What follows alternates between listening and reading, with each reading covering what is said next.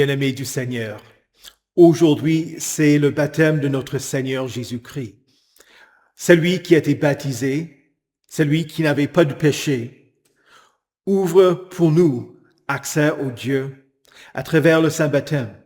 Et Jésus qui a reçu le Saint-Esprit sous forme de colombe, descendre sur lui, nous aussi, nous recevons le Saint-Esprit à travers notre baptême.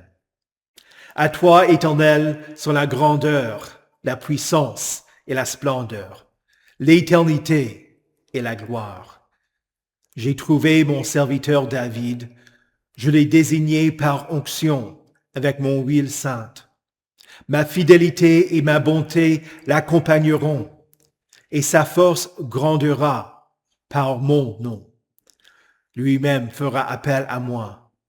Tu es mon Père, mon Dieu, et le rocher de mon salut. Et moi, je ferai de lui le premier-né, le plus haut placé des rois de la terre. Je lui conserverai toujours ma bonté, et mon alliance lui sera assurée. Au nom du Père et du Fils et du Saint-Esprit. Amen.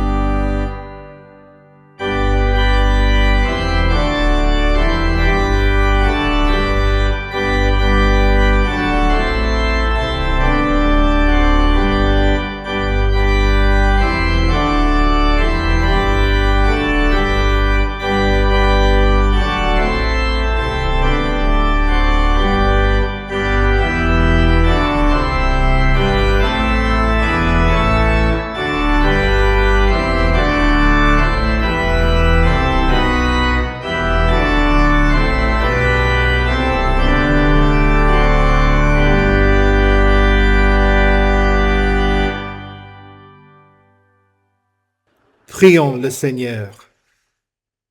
Dieu éternel et tout-puissant, tu as voulu que ton Fils bien-aimé soit baptisé dans le Jourdain pour le consacrer par l'onction de l'Esprit, comme le Messie promis.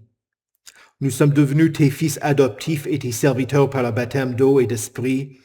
Ranime en nous le feu de ton amour pour que nous soyons fidèles à ton service et généreux dans le sacrifice.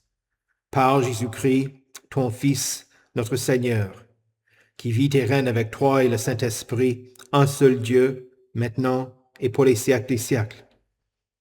Amen. Écoutez avec respect et recueillement les lectures pour ce premier dimanche après l'Épiphanie. Tout d'abord l'Ancien Testament dans le livre du prophète Ésaïe au chapitre 42, les versets 1 à 7. Voici mon serviteur, celui que je soutiendrai, celui que j'ai choisi et qui a toute mon approbation. J'ai mis mon esprit sur lui, il révélera le droit aux nations. Il ne criera pas, il ne haussera pas le ton et ne fera pas entendre sa voix dans les rues. Il ne cassera pas le roseau abîmé et n'éteindra pas la mèche qui fume encore, mais c'est en toute vérité qu'il révélera le droit. Il ne faiblira pas et ne se relâchera pas jusqu'à ce qu'il ait instauré le droit sur la terre. Les îles placeront leur attente dans sa loi. Voici ce que dit l'Éternel, le Dieu qui a créé le ciel et l'a déployé, qui a disposé la terre et tout ce qu'elle produit, et qui donne la respiration à ceux qui la peuplent, le souffle à ceux qui y marchent. Moi l'Éternel, je t'ai appelé en toute justice, et je te tiendrai fermement par la main. Je te garderai et je t'établirai pour que tu sois l'alliance du peuple, la lumière des nations, pour que tu ouvres les yeux des aveugles, pour que tu fasses sortir le détenu de prison et de leur cachot les habitants des ténèbres. Ici prend fin la lecture de l'Ancien Testament. Écoutez également l'Épître dans les Actes des Apôtres au chapitre 10, les versets 34 à 38. Alors Pierre prit la parole et dit : « En vérité, je reconnais que Dieu ne fait pas de favoritisme et que de toute nation, celui qui le craint et qui pratique la justice lui est agréable. Il a envoyé sa parole aux Israélites en leur annonçant la paix par Jésus-Christ, qui est le Seigneur de tous. Vous savez ce qui est arrivé dans toute la Judée après avoir commencé en Galilée suite au baptême que Jean a prêché. Vous savez comment Dieu a déversé une onction de Saint-Esprit et de puissance sur Jésus de Nazareth, qui allait de lieu en lieu en faisant le bien et en guérissant tous ceux qui étaient sous la domination du diable, parce que Dieu était avec lui. » Ici prend fin la lecture de l'Épître. Écoutez enfin l'Évangile dans Matthieu au chapitre 3, les versets 13 à 17. Alors Jésus vint de la Galilée jusqu'au Jourdain vers Jean pour être baptisé par lui. Mais Jean s'y opposait en disant : « C'est moi qui ai besoin d'être baptisé par toi, et c'est toi qui viens vers moi ?» Jésus lui répondit : « Laisse faire maintenant, car il est convenable que nous accomplissions ainsi tout ce qui est juste. » Et Jean ne lui résista plus. Dès qu'il fut baptisé, Jésus sortit de l'eau. Alors le ciel s'ouvrit pour lui, et il vit l'Esprit de Dieu descendre comme une colombe et venir sur lui. Au même instant, une voix fit entendre du ciel ces paroles : « Celui-ci est mon Fils bien-aimé, qui a toute mon approbation. » Ici prend fin la lecture de l'Évangile. Heureux ceux qui écoutent la parole de Dieu et qui la gardent. Confessons notre foi. Je crois en Dieu, le Père Tout-Puissant, Créateur du ciel et de la terre. Je crois en Jésus-Christ, son Fils unique, notre Seigneur, qui a été conçu du Saint-Esprit et qui est né de la Vierge Marie. Il a souffert sous Ponce Pilate, il a été crucifié, il est mort, il a été enseveli, il est descendu aux enfers, le troisième jour, il est ressuscité des morts, il est monté au ciel, il siège à la droite de Dieu, le Père Tout-Puissant, et il viendra de là pour juger les vivants et les morts. Je crois au Saint-Esprit, la Sainte Église universelle, la communion des saints, la rémission des péchés, la résurrection de la chair et la vie éternelle. Amen.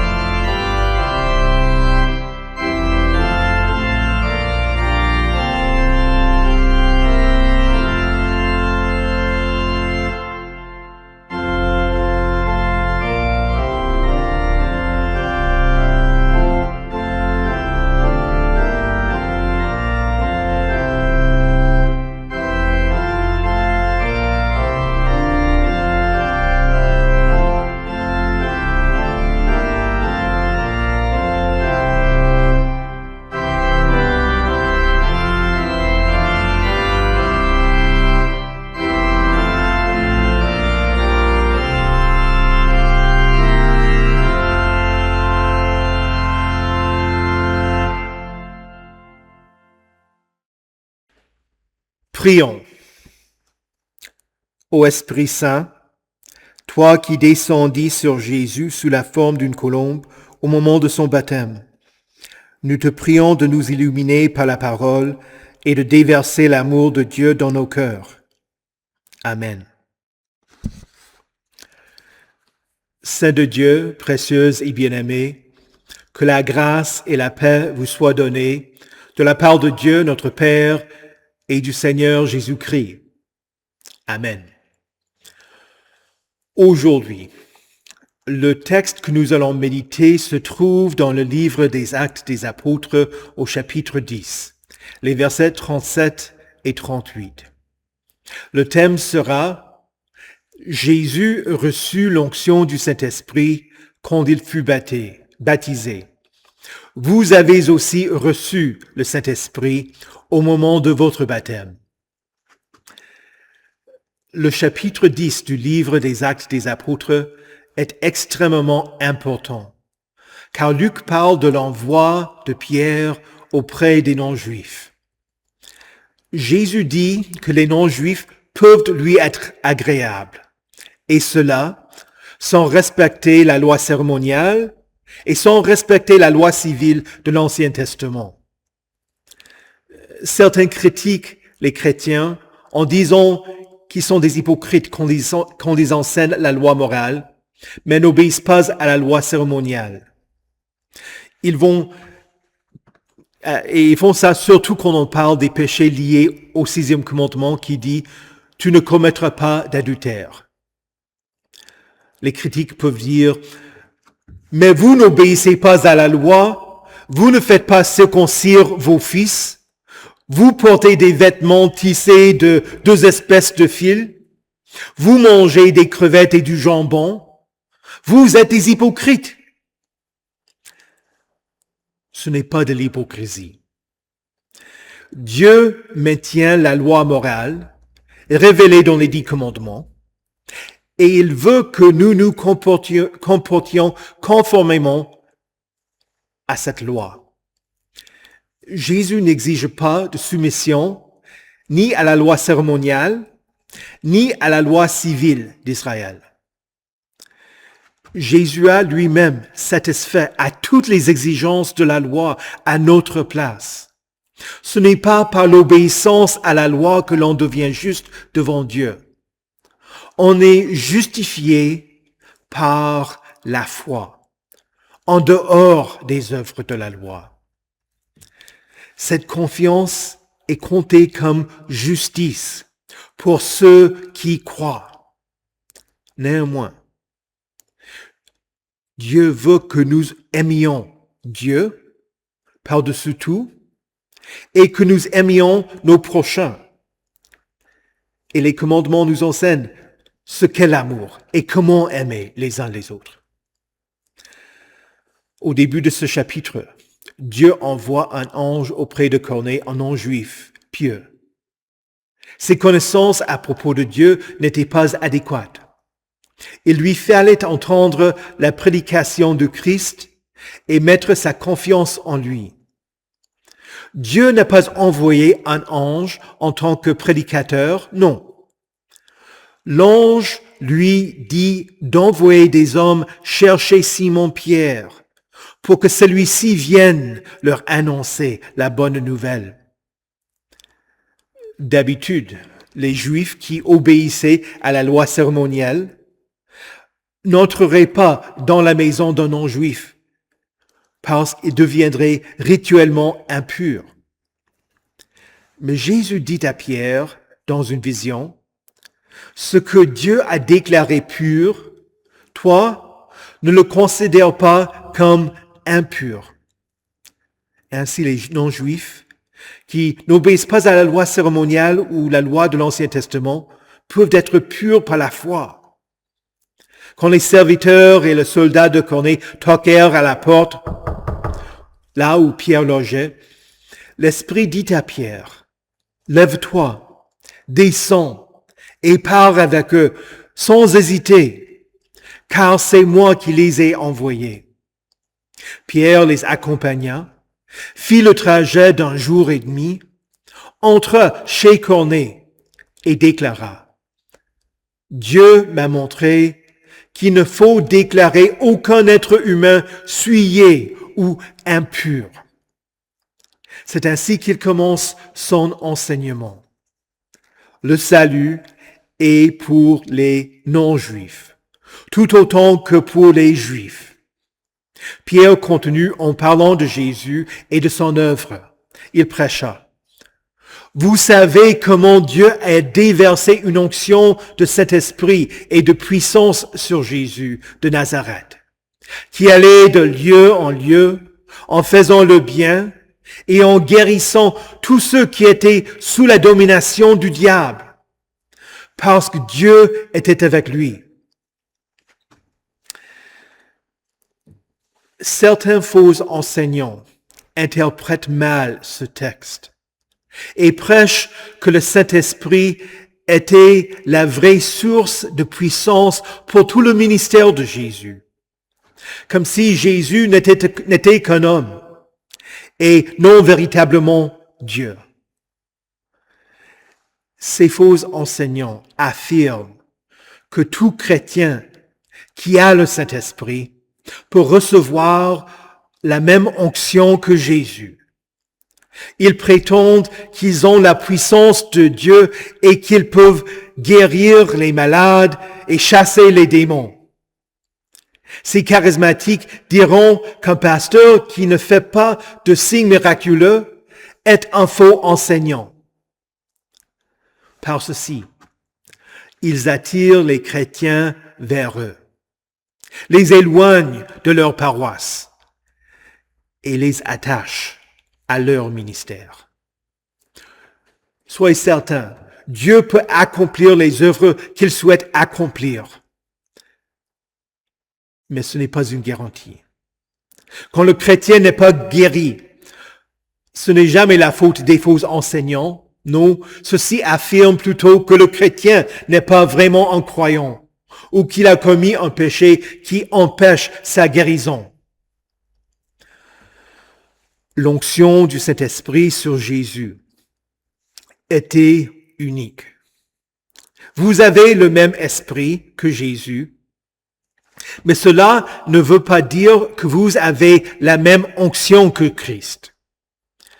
Pierre commence sa prédication à partir du baptême de Jésus, du moment où le Saint-Esprit descendit sur lui et où Jésus lança son ministère public.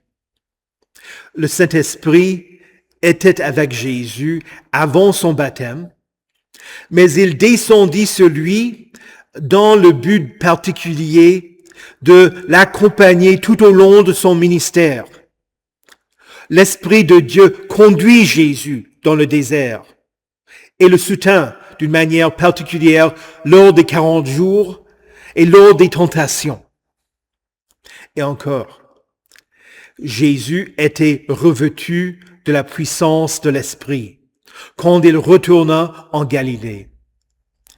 Jésus est le Messie.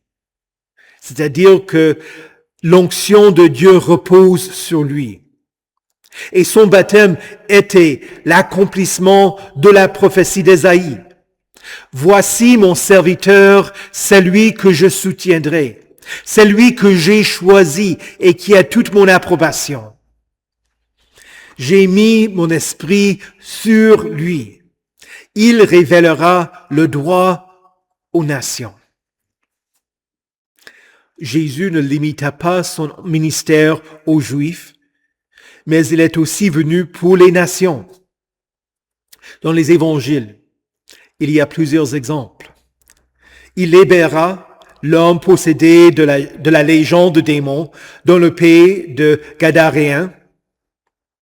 Il chassa le démon de la fille de la Cananéenne. Il félicita le centurion romain, croyant, et guérit son serviteur. Et il guérit le lépreux samaritain. Ainsi, Jésus continua son ministère parmi les non-juifs par l'envoi de Pierre auprès de Corneille. Et le même esprit qui était sur Jésus guida Pierre. Et grâce soit rendue à Dieu, Jésus continue à appeler les Juifs et les non-Juifs à lui, afin qu'il soit leur sauveur. En entendant et en croyant, vous êtes pardonnés. Il continue à déverser son esprit sur toute chair. Pour vous, rachetés de Dieu, vous avez aussi reçu le Saint-Esprit. Quand vous avez été baptisés, vous avez reçu le pardon de vos péchés et le don du Saint-Esprit. Pierre écrit à Tite, « Il nous a sauvés. Et il ne l'a pas fait à cause des actes de justice que nous aurions pu accomplir, mais conformément à sa compassion, à travers le bain de la nouvelle naissance et le renouvellement du Saint-Esprit, qu'il a déversé avec abondance sur nous par Jésus-Christ notre Sauveur. Vous avez été scellés du Saint-Esprit, et il est un gage dans votre cœur de la promesse de votre salut. Ainsi, le Saint-Esprit continue à vous renouveler, jour après jour. Vous êtes une nouvelle créature en Christ, et le Saint-Esprit vous fait grandir dans la sainteté de Christ, afin que vous renonciez à un mode de vie impie et aux convoitises de ce monde, et viviez conformément à la sagesse, la justice et la piété. Il fait de vous sa demeure. L'Esprit Saint demeure en vous personnellement, et il est lui-même votre onction. L'Esprit Saint demeure ainsi dans toute l'Église. En effet, que nous soyons juifs ou grecs, esclaves ou libres, nous avons tous été baptisés dans un seul esprit pour former un seul corps. Et nous avons tous bu à un seul esprit.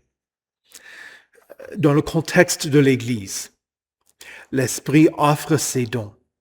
Il œuvre à travers la parole sacrée pour appeler à la repentance, créer la foi, renouveler le chrétien et le maintenir dans la vraie foi. L'Esprit donna à l'Église les apôtres, les évangélistes et les prophètes, ceux qui ont écrit les Saintes Écritures, ainsi que les pasteurs qui continuent à les enseigner et à les expliquer. Quand l'Église consacre quelqu'un pour une tâche particulière, elle demande que le Saint-Esprit descende sur la personne et la bénisse et bénisse son activité. Non pas pour sa propre gloire, mais pour le service qu'elle rendra au peuple de Dieu. Plutôt que de poursuivre les dons de l'Esprit, Paul dit qu'il vaut mieux aspirer aux dons les meilleurs, notamment la foi, l'espérance et l'amour. Le Saint-Esprit produit les fruits dans votre vie, l'amour, la joie, la paix, la patience, la bonté, la bienveillance, la foi, la douceur, la maîtrise de soi. Bien-aimés du Seigneur, ne cherchez pas une onction particulière de Dieu, comme si vous étiez au même rang que Christ. Recevez le Saint-Esprit que vous avez déjà reçu. C'est lui qui est la source de votre onction.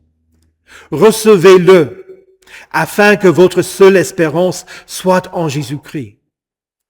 C'est lui sur qui l'Esprit est descendu sous la forme d'une colombe. Cette espérance ne trompe pas, parce que l'amour de Dieu est déversé dans notre cœur par le Saint-Esprit qui nous a été donné. Au nom de Jésus. Amen. Que la paix de Dieu, qui surpasse toute intelligence, garde vos cœurs et vos esprits en Jésus-Christ pour la vie éternelle. Amen. Prions. Père céleste, Jésus promit que tu donneras d'autant plus volontiers le Saint-Esprit à ceux qui le lui demandent. Envoie ton Esprit parmi nous afin qu'il nous éclaire de ses dons, nous sanctifie et nous maintienne dans la vraie foi. Qu'il remette chaque jour tous nos péchés et nous ressuscite à la vie éternelle en Jésus-Christ, notre Sauveur. Seigneur, dans ta miséricorde, écoute notre prière. Seigneur Jésus, toi qui as été baptisé par Jean dans le Jourdain, non pas parce que tu avais commis des péchés et voulais être pardonné, mais parce que tu lanças ton ministère. Nous te prions de continuer à exercer ton ministère à travers ton Église et à envoyer les prédicateurs à ceux qui ne te connaissent pas, de la même manière que tu as emmené Pierre chez Corneille. Seigneur, dans ta miséricorde, écoute notre prière. Jésus, Pierre prêcha que tu allais de lieu en lieu en faisant le bien et en guérissant tous ceux qui étaient sous la domination du diable. Aie pitié de ceux qui sont malades, de ceux qui souffrent et de ceux qui sont harcelés ou possédés par les démons. En particulier, nous te prions pour nos proches qui sont malades et affaiblis. Selon ta bonne volonté, guéris-les, mais si tu permets leur souffrance pour un temps, nous te prions de fortifier leur foi afin qu'ils ne désespèrent pas et afin qu'ils ne soient pas entraînés par les promesses des faux enseignants. Seigneur, dans ta miséricorde, écoute notre prière. Seigneur, tu n'as pas honte de nous appeler tes frères, et pourtant, nous avons honte d'appeler les autres nos frères. Au commencement de l'Église, des conflits éclataient entre les chrétiens juifs et les non-juifs convertis. Change nos cœurs afin qu'il n'y ait aucune attitude raciste parmi les rachetés. Unis les chrétiens dans la vérité de ta parole, afin que les différences ethniques ou linguistiques ne soient pas source de conflits. Seigneur, dans ta miséricorde, écoute notre prière.